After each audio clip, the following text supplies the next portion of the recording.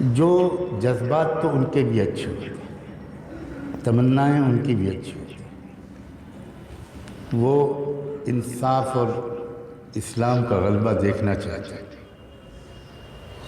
سخاوت، ہمدردی، بہادری ان کے اندر بھی ہوتی ہے، لیکن وہ کچھ جسمانی لحاظ سے معذور اور کمزور ہوتے ہیں۔ وفاداری ان کی پوری ہوتی ہے پہلے قسم کے مسلمانوں کی طرح۔ وفاداری میں کوئی تقسیم نہیں ہوتی، کوئی بٹوارہ نہیں ہوتا۔ ان کی وفاداری اسلام کے ساتھ ہوتی ہے۔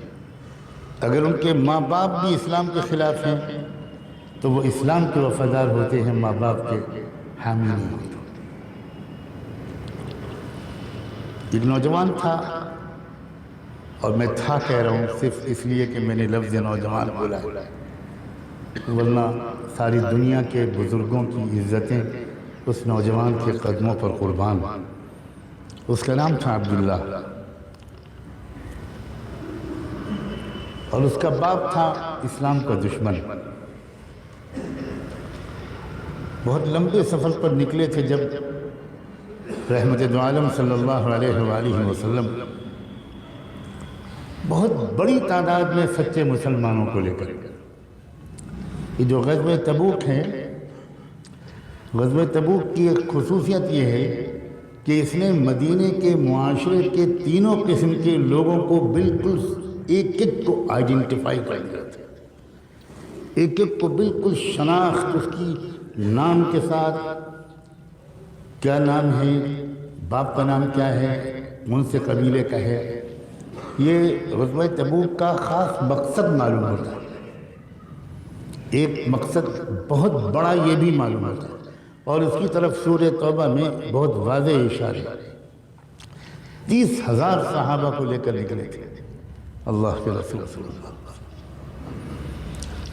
اور اس وقت مدینے میں تینوں قسم کے مسلمان تھے، اور حضور یہ چاہتے تھے کہ میرا وقت اب زیادہ بچا نہیں ہے، تو مدینے کے اندر تینوں قسم کے مسلمان یہ کھل جائے حقیقت کون کس کیٹیگری کا ہے، اور وہ بہت کام آیا۔ میرا موضوع اس وقت یہ نہیں ہے کہ وہ پہچان پورے خلافت راشدہ کے دور میں کام آئی۔ تو دوسرے قسم کے ایک مسلمان ہوتے ہیں کہ جو وفادار ہوتے ہیں، وہ بھی مخلص ہوتے ہیں، وہ بھی متقی ہوتے ہیں، اچھے ہوتے ہیں، ان کی وفاداری بالکل بٹی ہوئی نہیں ہوتی، وہ اللہ اور اللہ کے رسول کے اور اسلام کے وفادار ہوتے ہیں، وہ انصاف کا اور حق کا غلبہ چاہتے ہیں، لیکن کچھ وجوہات سے کچھ چیزیں ہوتی ہیں، کچھ معذوری ہوتی ہے، بہت زیادہ مجاہدہ، بہت زیادہ پرمشقت کام نہیں کر سکتے، سامنے سے دشمن سے ٹکر نہیں لے سکتے، ایسے بھی لوگ ہوتے ہیں۔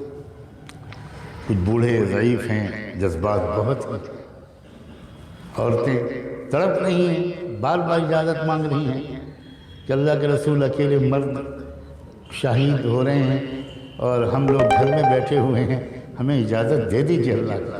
بار بار عورتوں کی طرف سے درخواست آتی تھی، اور حضور کو یہ تک فرمانا پڑا، اے عورتوں، حج میں جانا یہی تمہارا جہاد ہے، یہ تک ان کو تسلی دینے کے لیے کہنا پڑا۔ دروازے پر ایک عورت کھڑی نظر آئی، حضور نے کہا، حضرت بلال سے کہا کہ ذرا جاؤ، یہ اندر بھی نہیں آ رہی، کیا بات ہے، باہر کھڑی ہوئی ہے، پوچھ کیا ہو۔ حضرت بلال جب گئے تو رو رہے تھے، واپس آتے ہوئے جواب نہیں دے پائے حضور کو، چسکیوں سے رو رہے تھے۔ حضور نے کہا کہ بلال صبر کرو، مجھے بتاؤ کیا کہا اس نے۔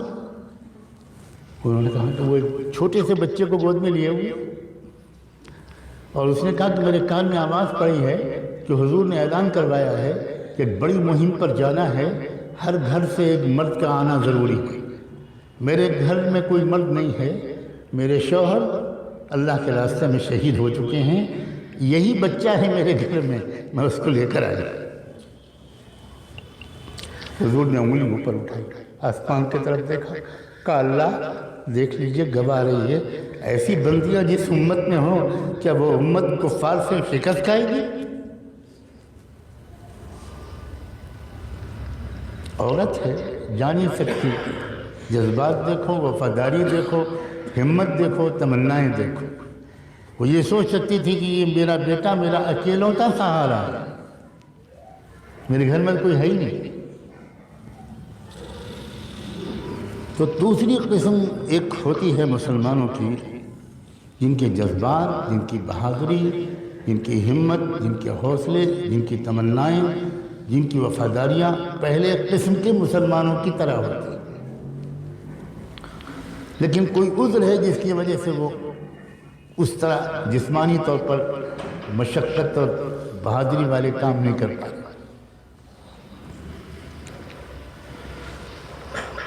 इस दूसरी किस्म में भी ऐसे लोग होते थे जो भूल जाते थे कि हम माजूर हैं। उहद का मैदान सज रहा है, साहिब किराम तैयार होकर आ रहे हैं हथियार लेकर। एक सहाबी जो एक टांग कटी हुई थी, माजूर थे, वो बैसाखी के सहारे, अम्र इब्न जमूह नाम था उनका, वो लंगड़ाते हुए हुजूर के पास आते, अल्लाह के रसूल मुझे कबूल कर लीजिए। हुजूर जवाब देते हैं, अम्मा अंत फ़क़द वज़अ अल्लाहु अन्कल जिहाद, अम्र तुम माजूर हो, तुम्हें कोई सवाब में कमी नहीं होगी, अल्लाह देख रहा है कि तुम्हारा क्या है, तुम इस सफ़र में मत जाओ। उनका बेटा आकर कहता है, अल्लाह के रसूल अब्बा को घर भेज दीजिए, आपने बहुत सही फैसला फरमाया, मुझे भेज दीजिए। हुजूर ने कहा ठीक है तुम जाओ। अब जब वो बूढ़े और लंगड़े रोने लगते हैं कि अल्लाह के रसूल क्या गैरत मेरी गवारा करेगी कि मेरा बेटा जाए और मैं घर पे वापस बैठ जाऊँ। हुजूर एक तमन्ना है मेरी, क़यामत के मैदान जब अल्लाह ताला बुलाकर पूछेगा क्या करके आए हो, तो मैं कहूँगा कटी हुई टांग और लंगड़े पैर के साथ जिहाद करके आया। हुजूर ने ये सुना और कहा ठीक है जाओ, और वो गए और शहीद हुए। और उसके भी आगे सुनो, सच्चे मुसलमानों की तमन्नाओं का एहतराम अल्लाह किस तरह करता है कि जब हुजूर ने जायज़ा लिया कितने मेरे साथी चहीते शहीद हुए, और आपने हुक्म दिया कि तदफीन तो मदीने में होगी, बकी में सबको दफन किया जाएगा, चलो सबके लाशों को मदीने की तरफ लेकर चलो। अम्र इब्न जमूह की लाश को ऊँट पर रखा गया, जैसे ही मदीने की तरफ को उस ऊँट को चलाया गया तो ऊँट बैठ गया,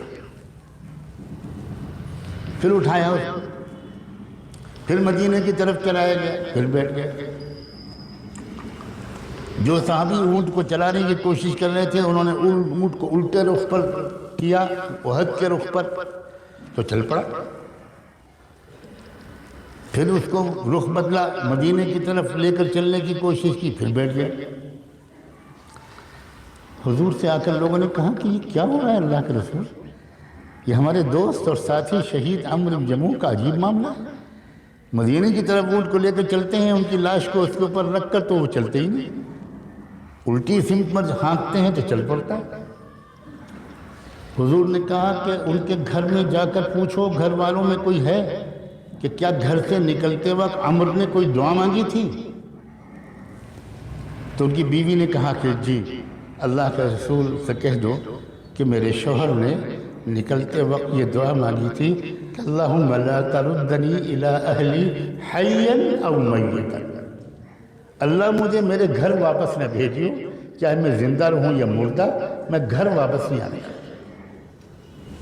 हुजूर ने फरमाया यहीं दफन करो, अम्र इब्न जमूह की दुआ कबूल हो चुकी है, वो मदीना नहीं जाएगा। क्या जज्बात थे, किसे कहते हैं मुसलमान। मौलाना शम्स नवीद उस्मानी आज याद आ रहे हैं, उनकी एक किताब है क्या हम मुसलमान हैं। ऐसे ही सहाबा के वाक़यात को उन्होंने उसमें नकल किया है, और आखिर में सिर्फ एक सवाल किया है कि क्या हम मुसलमान हैं।